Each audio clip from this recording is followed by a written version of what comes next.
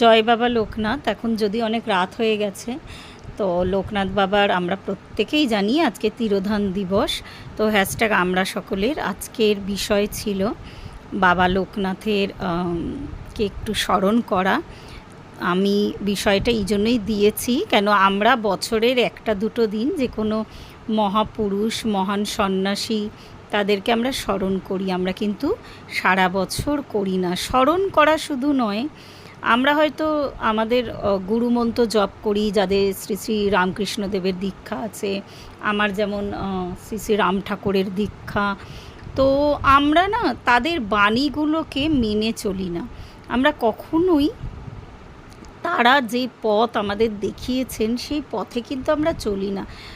আমরা একটু পড়াশোনা করলেই বুঝতে পারবো তারা প্রত্যেকেই ভীষণ সহজ সরলভাবে জীবনে চলার পথ কিন্তু তারা আমাদেরকে বলে গেছেন, কিন্তু আমরা কোনো মতেই কিন্তু সেই পথ ধরি না। শুধু আমরা এই বছরের একদিন তাদের ঘটা করে পুজো করি, সেটা যদিও তারও মাহাত্ম্য আছে, তাদের তিরোধান দিবস বা জন্ম দিবসে তাদেরকে স্মরণ করা। যেমন শ্রী শ্রী লোকনাথ বাবা সম্পর্কে আমি যতটা জানি, উনি খুব বালক বয়সে 11 বছর বয়সে উনি কিন্তু গৃহত্যাগী সন্ন্যাসী ছিলেন। ওনার গুরুদেবের নির্দেশে, ওনার জন্মের আগেই আর কি ওনার বাবা মা নির্দেশ পেয়েছিলেন ওনাকে গুরুদেবের হাতে সঁপে দেওয়ার জন্য। কতটা সাধন করে, কঠোর তপ করে উনি কিন্তু জনকল্যাণের জন্য উনি কিন্তু নিচে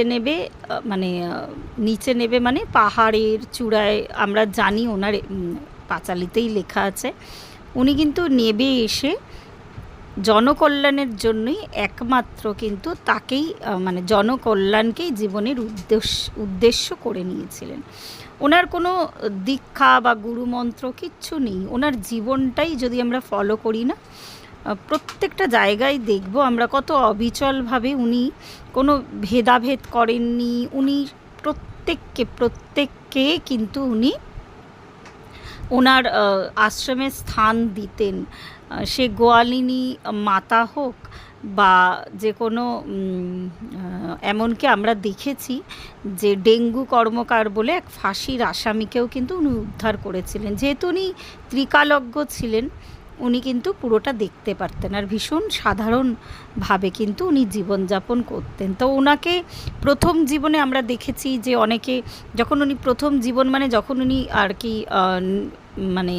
প্রচার ওনার যখন আস্তে আস্তে তো প্রচার হয়েছিল, তো প্রচার হওয়া এই নয়, উনি যতদিন দেহে ছিলেন, এমনকি শ্রী শ্রী রামকৃষ্ণদেবও যতদিন দেহে ছিলেন, ভক্ত শিষ্য বা ফলোয়ার্স বলুন বা ডিসাইপেল বলুন বা অনুরাগী বলুন, তাদের কিন্তু আমরা মুষ্টিমেয় দেখতে পাই।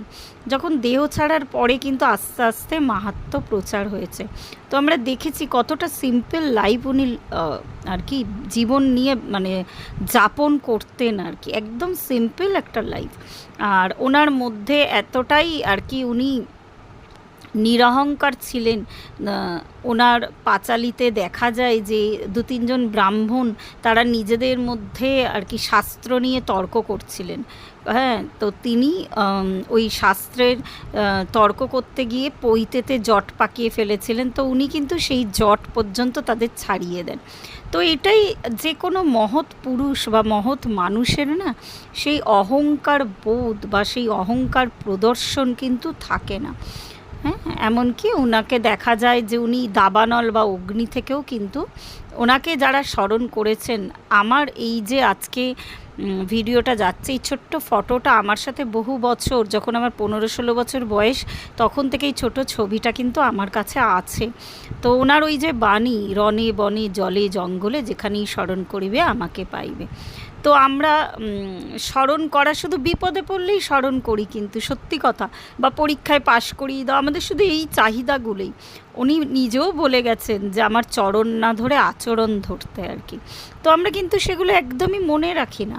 আমরা ওই আবার আজকে 19শে জ্যৈষ্ঠ ওনার পুজো দিলাম, একটু ভালো ভালো কথা বললাম, আমি এই আলোচনা করলাম, হয়তো পর মুহূর্তেই এগুলো আমাদের মাথা থেকে বেরিয়ে যাবে, আমরা পুরোপুরি সম্পূর্ণরূপে ভুলে যাব উনি কি বলে গেছেন। এই যে আজকে একটা সুন্দর দিন কাটালাম, সেই লাইফ স্টেটটা আমাদের কিন্তু কাল থাকবে না।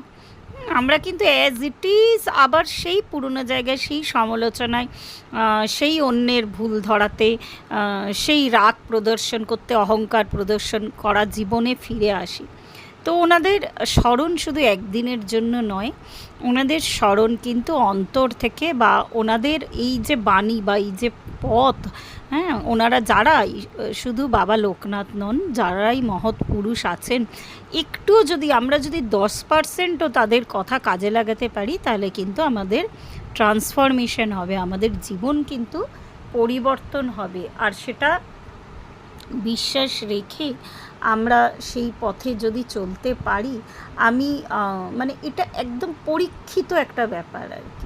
একদিনে স্মরণ করা, ঘট করে পুজো করা, লোক ডেকে আর কি প্রসাদ বিতরণ করা, আমি বলছি না এগুলোর মাহাত্ম্য নেই, আছে, কিন্তু এইগুলো সারা জীবনের একটা সাধনা।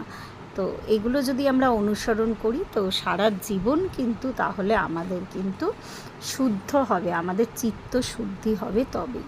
তো আজকে এই পর্যন্তই রইল। আর যাওয়ার আগে বলে দিই, কালকে থেকে মানে 4 তারিখ থেকে 11 তারিখ পর্যন্ত হ্যাশট্যাগ আমরা সকলে আলোচনা বিরত থাকবে।